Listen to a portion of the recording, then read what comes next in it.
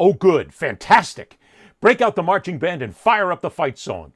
LSU has decided that the best way forward is to go backward, drag the past out of the gutter, dust it off, and hand it a multi-million-dollar contract. Will Wade is back. Because of course he is.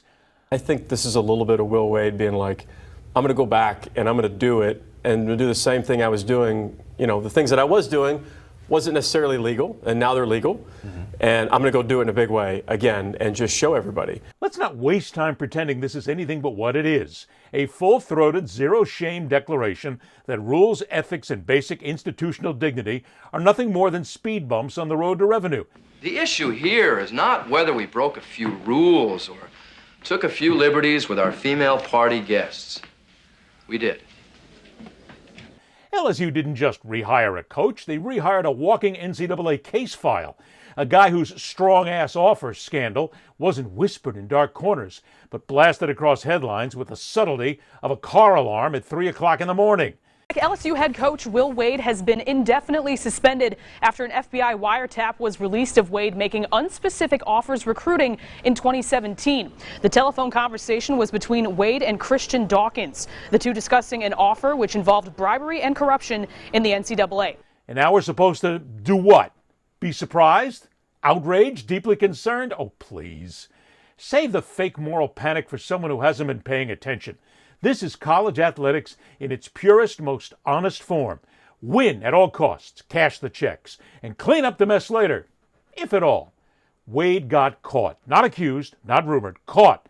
The kind of caught that usually sends programs scrambling to distance themselves, issuing statements about values and standards, while quietly hoping the public forgets. LSU didn't forget. They just didn't care. He was fired because the NCAA heat made him temporarily radioactive. That's it. Not because LSU suddenly developed a conscience, not because they were embarrassed, though they should have been. They cut him loose because the spotlight was, quite simply, just too bright. Fast forward, what do we get? The triumphant return, the prodigal son, if the prodigal son had been caught stuffing cash into envelopes and calling it recruiting. And let's talk about Wade's little rehabilitation tour, shall we? NC State, convenient pit stop. A place to smile, behave, and remind everybody that he can still coach basketball games. He sold them stability, commitment, the usual coach speak nonsense about building something lasting. Then LSU calls and, shock! He's gone, faster than a booster writing a check. Loyalty? Come on, don't make me laugh. LSU did a lot of people dirty, and they have done a lot of people dirty. And if I'm being real, what is it? Kim Mulkey, Lane Kiffin, Will Wade? The heck of a 1, 2, 3. They may have just accidentally saved college sports.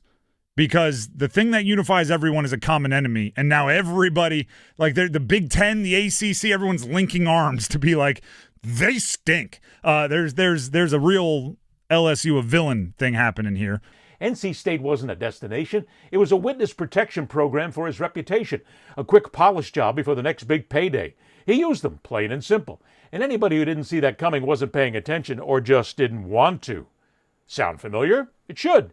This is the same script run by guys like Lane Kiffin, bouncing from stop to stop, saying all the right things until a bigger bag of money shows up. I would just say any player that goes to play for Lane Kiffin, just understand one thing. It's not about the program, it's about Lane Kiffin. Because he don't care about the players that he just went through a season with, a special season, players he's had for 4 years, with an opportunity to go to the playoffs. He's decided to take them and not only leave them, which I get, okay, you want to do that, but now you're going to take offensive coaches with you and destroy the program. And deplete the program. Deplete the program and the dreams of these young men who you said that you want to be there and you want to do it with. But if I can't do it, I'm not going to let you do it yourself. The only difference is Wade's baggage isn't just personality.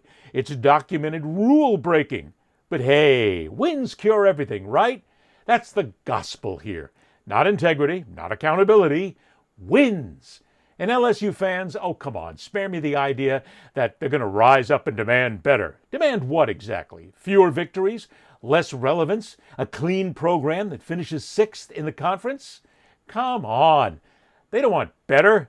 They want banners. You could roll a convicted felon out there. Hell, give him a whistle and a playbook.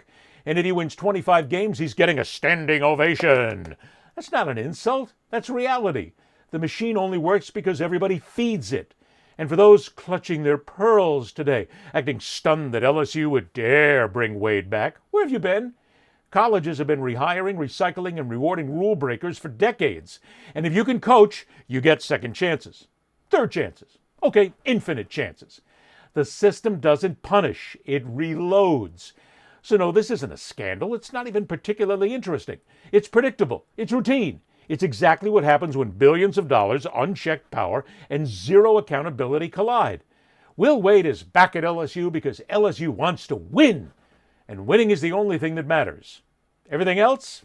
That's just noise we pretend to care about until that first tip-off of the new season. College programs have learned a very simple lesson, one they've mastered to perfection. You can lie, cheat, bend rules, break rules, embarrass the institution, and walk right back in the front door. As long as you win. So don't act surprised. Don't act outraged. Don't act like this is some new low. This is business as usual. Will Wade isn't an outlier. He's the blueprint. LSU isn't an exception. They're just more honest about what they value. And the system? Come on, the system's not broken. It's working exactly as they designed it.